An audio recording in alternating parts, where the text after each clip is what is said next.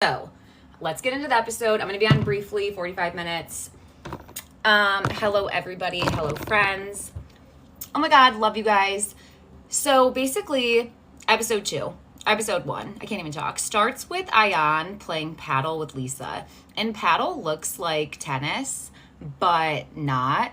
I'm like someone who understands what paddle, someone explained it to me. We start the episode with them playing.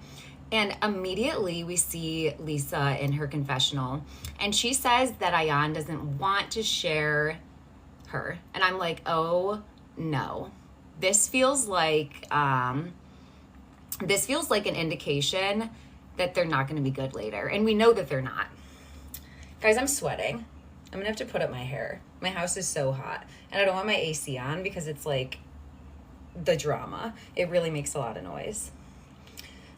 So basically they're playing paddle. Lisa says in the confessional that Chanel doesn't want her to be friends with other people. And it makes me super disheartened because they're my favorite. They're my favorite cast members. So they play paddle, which is basically tennis. And then immediately into the episode, I remember why I'm watching the show. And everybody says it. I keep seeing people on Twitter be like, Real Housewives of Dubai has real wealth. And it does. It does. I'm living vicariously through these women. They are so wealthy that I think that that's part of why the production on this show is so good, because I truly think that they're helping pay to get these good shots, to go to these locations. Like, I think they're paying for their own parties, their own events. But anyways, they go to a Beyonce concert, and basically Lisa and Ayan are in VIP, and they're like, yeah, none of you guys were there. Sucks to suck, pretty much. I was dancing with Beyonce. I was dancing with her mom. I was dancing with Kendall Jenner. What? Didn't even see you guys there. Hope you were there, though, and enjoyed your time. And the girls are like, we were there. We were there, okay? And I smelled Beyonce's conditioner, so I was really close to her.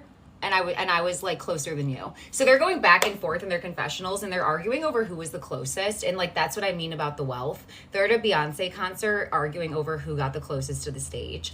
So Sarah's like acting like she doesn't want to go. Sarah, let's not. She's like, they're like, Sarah, did you go to the event? And she's like, never. Bitch, it's Beyonce. Okay? It's Beyonce. You want to go. Katie, my sister, don't act like you don't want to go to Beyonce. So Sarah acts like she doesn't want to go. And then we find out that Caroline and Sergio have been staying with her friend Michael for 12 weeks. Okay, don't they say guests go bad after 3 days? 12 weeks? It was supposed to be 2. That's a lot even for me, who loves friends and company. 12 weeks? I don't even know if I could do 12 days. And specifically, Michael is asking for her and Sergio to not have sex while they're at her place. And I'm kind of like, that's a pretty big ask for your friend, especially if you have a big place and it wouldn't really bother you that much. But like, maybe I'm being judgmental, or maybe that is not a big ask, but I'm like, okay, that's a long time for a newly married couple. And Sergio talks about tiki all the time. Tiki this, tiki that, tiki here. So he's probably dying. And they're not having sex, but they're staying in her friend Michael's house. And I expect it to be like Chateau Cheray. Like, if you watched Real Housewives of Atlanta, when she's complaining and she's like, oh, the house isn't built yet. And then they go to the site of the house. I expected it to be flat, dirt. No, Caroline has everything in there. They have to do like finishing touches, okay? So she's almost ready to move in. They're moving in. And basically, Caroline Brooks, simultaneously, there's 2 Carolines, which is confusing. So Brooks is opening her glass spa, and we get to see it. Now, going back to season 1, she says that she's going to get this done in 6 months. And it's kind of like, okay, that's a big ask. Like, let's see, though, like, not pessimistic here. She does the damn thing. How? I have no idea. Like, major props to her. I'm sure that she is very wealthy. I don't understand her ex-husband's involvement. I know that he is a developer. It's unclear if her husband is developing the property, if he built it, or if he also contributed financially. I truly can't tell. So her husband's involved. She builds her spa. And basically, they start arguing over a toilet while the guests are getting their hair done. And I'm kind of like, on one hand, I live for the drama. So I would probably pay extra money to watch someone have an argument in front of me while I'm getting my hair done. It's boring. You're there for so long. Nothing really to look at. So yeah, like, wouldn't mind. On another hand, I'm like, do the guests get a discount? Because if this is supposed to be relaxing, like glass spa, like, woo-saw. Like, this is totally not woo-saw. This is like stressful. Like, get the camera, okay? So we see that, not sure what her husband. Sarah has a healing session with someone who looks like Jonathan Van Ness from Queer Eye. I literally thought it was JVN.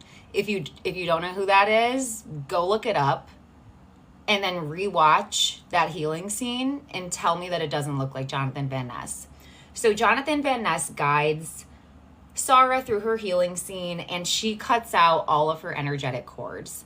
And she's basically like got this pillow. What's mine say? Mine says puff puff pass. So she has this pillow and Sarah's like and screaming into it, but much louder and for much longer. So Sarah is screaming in the pillow. And just to be serious and take things seriously for a second, I do want to say that she was dealing with a lot of heaviness in her relationship, and I have a lot of empathy for her. Her last relationship with her ex-husband sounds absolutely horrible. It sounds like he traumatized her. It also sounds like her son has a lot of trauma. It sounds like he may have even witnessed some things. So I feel for Sarah in the capacity of everything that she's dealt with her ex-husband and she's dealt with in the past. So I feel bad for Sarah. I'm glad she's doing this session. It was an interesting session to watch. Like I said, she's screaming into this pillow. She's cutting all of her energetic cords, whatever. So what else? Oh my God. Also, it's important to acknowledge that if you grow up in a household with a parent who's going with some sort of DV situation, it really, really affects the trust that you give adults. It trusts how you view relationships. And we hear Sarah's son say he essentially doesn't trust men. He's essentially apprehensive about her dating. And this is because his experience of her dating is that men are bad, and he saw a bad man take advantage of her. So this was like an important moment and simultaneously broke my heart. What happens next? Lisa is working. Okay, so Lisa's a bad bitch. She's at her son's soccer games. All of them have a different accent, which I love. One's British, one sounds American, one sounds Jamaican. She's basically simultaneously working on the side of the field, watching her sons, being a good wife. I'm like, you're amazing. So she's working things out, and she's basically adding editorial pieces to Mina Rowe. And I'm not like pregnant. I don't need a maternity piece, but I still want to buy something from Mina Rowe just because it's, hello, go look at Mina Rowe. Go look at Lisa Milan's line. It's so beautiful. So she's putting in changes, and I feel like her husband was like kind of like dipping in when he shouldn't be season 1 from what I remember. So I don't know, or maybe that was a preview for later on down the line. I'm hoping he lets her do her thing and he stays in his lane because she's crushing it. My favorite. What else is happening? So Lisa, she's, yeah. Oh my God, Lisa says haters have a front row seat to all of the success coming. That's a bar. Like, I literally wrote that down. I'm going to remember that. I need to know, okay, Stanbury and Sergio, season 1. We're going back. They come for Lisa's business at the reunion. We find out that Stanbury and Sergio, what did Stanbury say? Stanbury says that, whatever, Lisa stole design from some of her friends, and Sergio implies that his friend invested 8 figures into Lisa's business. I need to understand the motivation behind them coming for her, because I don't get how we got to a place where Ayan and Caroline Stanbury are going to lunch, And it's like, it's not up to Chanel Ayan, I guess, to not befriend somebody because of how they've treated Lisa, but simultaneously, Stanbury was horrible to Lisa. She came for her business. Oh my God. Thank you. Thanks for my gift. She came for Lisa's business. She and her husband, like her husband had racist tweets. Sergio had an issue with Chanel Ayan's dress season 1. He couldn't let go of the fact that she wore a white dress to this bridal event. Mind you, it's a white event. Like, she literally says everybody wear white, but yet, like, Chanel's dress specifically was too much. All of these people are coming for her and saying that specifically her dress is a wedding dress when everybody's wearing white. I just don't understand how things got smoothed over. Because at the reunion season 1, I was looking at Stanbury with okay, and I can't believe that Ayan is so buddy-buddy with Stanbury. That's exactly how I felt. And it's like, on one hand, I don't expect Ayan to carry that torch, but simultaneously I do, because it's like Lisa rallies for her. Lisa really has her back. The two of them are very close. I think it was obvious that Stanbury was having some serious microaggressions. So, and two, she said to Lisa, Stanbury season 1 said to Lisa, why don't you suck his D or whatever, in regards to even just standing close to Sergio. And that was disgusting, like sexualizing her for no reason and then making that like disgusting comment. I don't get that. And then Stanbury's also like, you're becoming one of them, or you're hanging out with one of them, while simultaneously grouping Chanel Ayan and Lisa Milan together. I don't get what happened. I don't get what happened. So anyhow, Ayan and Caroline, they go to lunch. And the one part I did enjoy is Stanbury. So here's the thing. She said, Lisa, oh yes. Like, why didn't she have a book? Like, I specifically remember Monica Garcia bringing a book to the Real Housewives of Salt Lake City reunion. Thank you for the likes. And I'm like, okay, this is crazy. I've never seen somebody bring a book. No, 2021 at Real Housewives of Dubai, Stanbury shows up with like a binder of like shit talking Lisa, and we never even really got into it. We never even really established that. But yes, she also said she was an escort. So it's really targeting her for no reason at all, which makes no sense. But they go to lunch. The only part I liked, I want to like Caroline. It's back and it's forth. I really want to like her, Stanbury, but I simultaneously can't. But they're toasting to the Beyonce concert. And I like that she tells Chanel that she won, because let's be so real. These women are absolutely competing with each other with everything they do. Everything's a competition. Everything's a one-up. So I enjoyed the moment where they're cheersing and she's like, all right, you won. You had a better spot than me. You had VVIP. I didn't get invited. I did enjoy that little like kiki moment. Then we see the two of them have this conversation, and I thought this was interesting too. So they're talking about how their children are doing tours of colleges, and they did a tour in America, and their main worry is just how unsafe it is here. They worry about their children getting in Ubers. They worry about their children at school. They worry about their children interacting with the police. Yes. Yes. You know what I mean? It's like people really have this diluted concept that America is safe without the acknowledgement that it's not safe for so many people. So many people.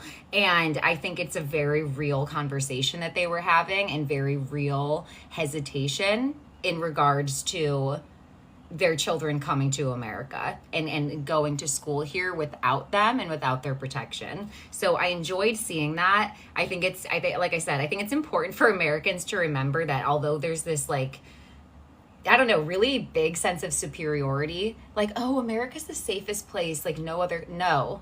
Okay, no. For who? For who is it safe? So they have that conversation. And then Ayan tells Stanbury that Sarah talks to multiple sources, and basically it like says that Ayan uses her trauma, the surgery that she endured at 5 years old, as an excuse for how she treats others. This disgusted me. like, for anybody who knows me, I have certain triggers that really get to me. The reunion episode where Chanel shared her history and what happened to her when she was a child, it brought up such a reaction from me because I wasn't anticipating hearing about it, that it was like uncontrollable crying, very, very, very, very upset, lots of empathy. And to even imply she's a healer, to even imply that as a healer and somebody who acknowledges other people's pain or whatever, has a degree. I know there was comments that I didn't really agree with season 1 that was like, she's a fake doctor, but whatever. It's like, if you profess to be a healer and constantly recognize other people's trauma, and you profess to like being very spiritual, how dare you ever accuse someone of using their trauma that they endured, especially that, as an excuse for their behavior? And it also felt like some sort of implicit bias popping out, because let's be real, Ayan has never once said that her traumas were an excuse for her behavior. That's never been said in a conversation. So why did Sarah add this to the conversation? Why did she feel the need that it was appropriate to either speak for Ayan, or why did she even feel it's appropriate to, as I said, add that? It's simply not. I thought it was really disgusting. And even Stanbury, she's like, this is anybody who has common sense, anybody who has empathy, or even an understanding of what's wrong and what's not, would understand that that's inappropriate. And we see the articles, you know, like it's quotes of her victimizing herself, and I think she does this for attention, blah, blah, blah. So Sarah's on my shit list right now too. Okay, to be honest, season 1, you could have got rid of Nina and you could have got rid of Sarah. I hate to say that, because I believe that they were the only 2 Emirati women, like who are in Dubai, but they weren't. They like, Nina, love you, finger heart. Nina wasn't memorable, and who was the other person I was talking about? Sarah's just kind of mean. Sarah weaponizes her therapy talk, and that's problematic. Okay, then Ayan like reveals that she might be older than Stanbury, and this sent me, because I'm like, you look my age. Like, and I'm 28. So she looks 28 to me. Don't believe that in any capacity. We hear that conversation. Blah, blah, blah. I think that they go to lunch. Okay, so now the girlies are all together. Talene is a new girl to this season. The girlies all go to lunch. And basically Stanbury is like, so it's Ayan, Stanbury, and Chanel. And Ayan is like trying to bring them together. It feels like she's trying to be like the median, the bearer in between them. And Stanbury says to Lisa that she's done awful things to her and they've done awful things to each other. I don't remember one awful thing that Lisa did to Stanbury. I really don't. I'm trying to think back. If you remember and you have something in mind, please let me know. But prior to the reunion, where Lisa made one comment in regards to Jeffrey Epstein's island, after Stanbury had accused her of being an escort, she didn't do anything to Stanbury except exist all season. Was Brooks okay, or was she just tipsy stressed that her 2 friends are fighting? I think there's a big change in how Brooks is acting this season. I don't know if Brooks felt insecure because there may have, I didn't watch this live. Like, I guess this was 2021.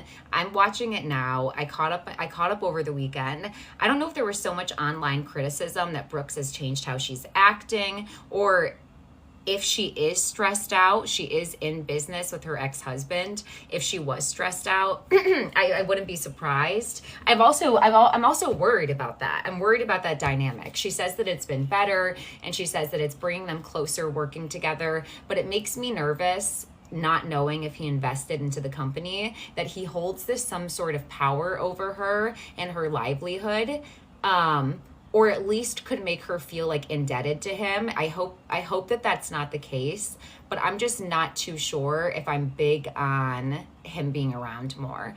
But I'm going to get to Brooks in a second more, because I have more opinions.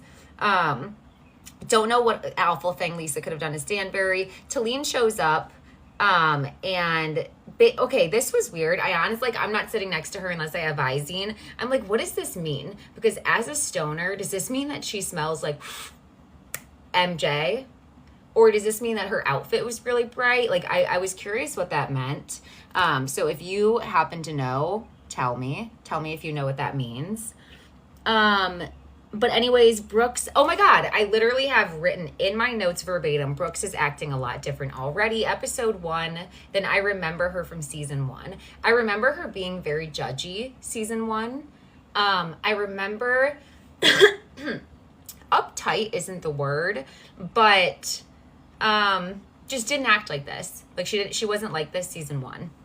She wasn't like one of the girls like out having fun. She was more like keeping back at a distance, almost like one of your like older family members, like a distant aunt or like an older like matriarch who's like being kind of judgmental. That's what it felt like.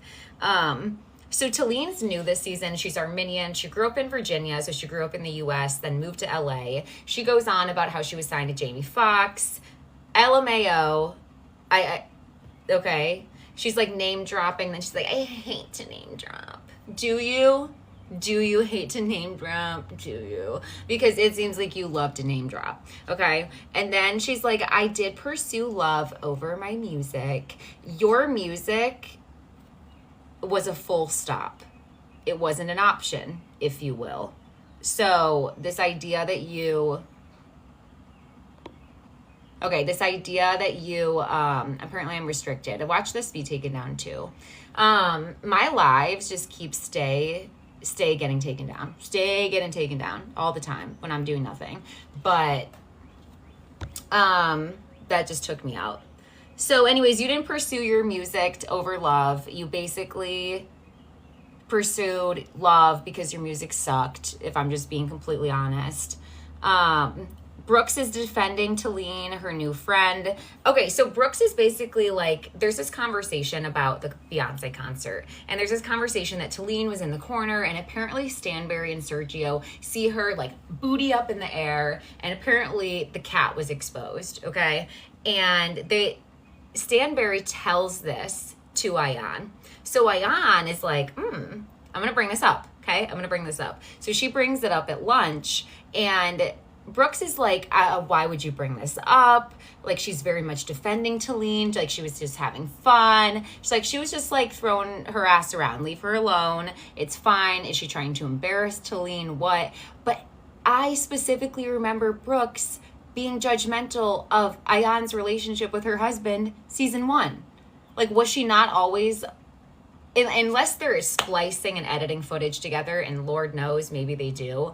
But every time that Ayan talked about PDA or like was speaking positively about sex with her husband, even at the reunion after sharing her trauma, prior to explaining why she copes with humor, it just looked like there was some judgment from Brooks. Now, maybe she watched this and reflected. If so, bravo, TV, if you will. So Ayan's sitting here at lunch, and now we're at the point where Sarah is sharing a little bit about the healing ceremony that she did, and Ayan's in tears, and this is exactly how her demeanor looked at the reunion, where I was concerned as to what happened to Ayan and Lisa at the season 1 reunion, that they're sitting there and look visibly upset and like somebody did something to them. Like, one of these girls really had the audacity to do something harmful to them off camera. That's how it looked, and like we missed something. So Ayan is sitting here as you know, Sarah's talking, and she's basically unable to understand how Sarah's talking about pain and, you know, offering a shoulder to Brooks. When she offered a shoulder to Ayan, she ends up taking that information that Ayan shared and kind of weaponizing it to the press. Let's call it what it is. Because if I'm honest, Sarah should have said no to comment anything when someone's calling her. Okay? Page 6 calling you and asking you for your comment. I don't care if Ayan is on Twitter and saying that you don't own your 4 businesses. That's shade. That's shade. What you did is gross. Like, it feels like a drastic difference and a huge jump from one person's response to the others. And I don't like that we've also heard rumor at the season 1 reunion, and Andy didn't even let us touch this. Sarah claims, I know I saw her tweet that it's not true, so I'll use the word allegedly, but allegedly that she either threatened to file a police report or filed a police report against Ayan for basically saying that she was preachy and judgy, season 1, which she was. She was preachy and judgy. So she was going to file, allegedly, a police report against a black woman for a criticism. Okay. Let's really not. I really couldn't believe that. And then also, let's just touch the fact too that Sarah was so pressed. Who called her bland? Pretty sure it was Ayan. Pretty sure Ayan said that her style was vanilla or bland or something. Maybe she said that about Nina. But either way, whoever got that comment, Sarah came in season 2 and she's like, oh, I don't want to hear that. She went out and she got her tongue pierced. She like looks a little bit edgier this season. She's wearing more color. I don't know how I feel about Sarah. Like I said, Sarah and Nina both could have gone for me, and it wouldn't really have bothered me. She tries to, and then 2, my issue with Sarah is she tried to play Chanel once again. She does this. She looks at her as if she has a second head. What? Victimize you? I didn't say that. As soon as they're out of earshot, away from the group, all of a sudden, Sarah's like, I did say that you victimized yourself, but I said that because you want to be the center of attention. That's why I said that. So in earshot, you have the tone. You're yelling at me in front of these people. You really want to prove your point. You have the audacity. Privately, Ayan trips over something. Are you okay? Trying to laugh with her. And she's like, no, I said this. Get the fuck out of here, okay? Truly and really. Get the fuck out of here with your fake ass. Showing her tattoos more. Yeah, she patronizes her. She said, I'm going to play you in front of people. I want them to think that I'm big, I'm bad. I have a spot on this show too. Like I can bring drama. I can have arguments. I'm just going to be nice. We don't care. Okay? And I see that behavior for what it is, and I find it problematic because you don't have the energy for anybody else. It's just for Ayan. Where is the energy for anybody else? I don't get it. Let's see. Talene does. Okay, so Talene does like puff her chest out a little bit, and she's like, listen, Caroline Stanbury, why are you telling Brooks about my V as if that's a problem? I thought me and you were cool. I thought that me and you were fine. And I'm just confusion. Talene showing up, I think that Brooks felt like she was a little bit outside of the group. I do think that she needed someone to become best friends with, the way that Lisa and Ayan are close. I don't know. Also, didn't we learn too, which of these women had the longest relationship? It was like Nina and potentially Lisa Milan from season 1. For real, with Erica. Okay, I have to be completely honest. I didn't watch Real Housewives of Beverly Hills, so I'm not familiar with Erica Jane and her. But I am familiar with Erica Jane just being problematic. I'm also familiar with, from Real Housewives of Beverly Hills, a beast. How dare you? With whatever. I am familiar with that as well. Tell me if I need to watch Real Housewives of Beverly Hills. I'm done recapping because this show, I mean, I loved season 2, episode 1, but I want to end with the fact that I want to know if I should be watching. It's okay you didn't. Eileen, how dare you? She was peak Karen. I need to know if I need to watch Real Housewives of New Jersey, because here's the thing. I've never seen it.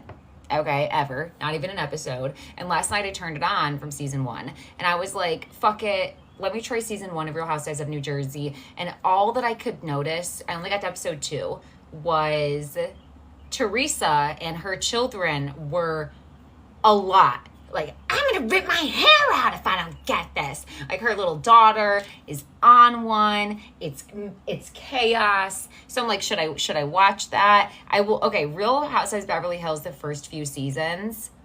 Okay, first few seasons, I think I stopped after season 1 because I was so infatuated with Lisa Vanderpump. I'm like, who the hell is this? Like, I just need to know more. And then I typed in and I'm like, oh, she has Vanderpump Rule, this show. So I started watching that, and it was basically a rabbit hole from there. And I got off of Real Housewives of Beverly Hills.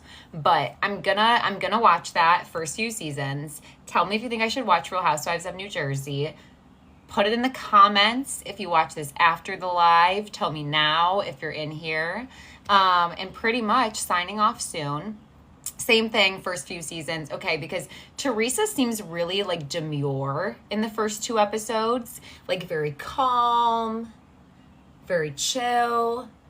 So when I hear about Teresa ultimately flipping the tables and stuff later on and being in the drama, I don't know. It feels like a shock. It feels like a shock to the system. But I will definitely watch that. I'm going to watch Real Housewives of New Jersey, Real Housewives of Beverly Hills. Let me know if you end up watching Real Housewives of Dubai next week. And if so, I'll do another live stream and we'll catch up on it. To everybody who joined today, thank you. Have a great evening. This was so much fun for me. I know it was just like 5 people, but 5 is better than none. And have a good evening. I don't know how to end this. I'm the worst.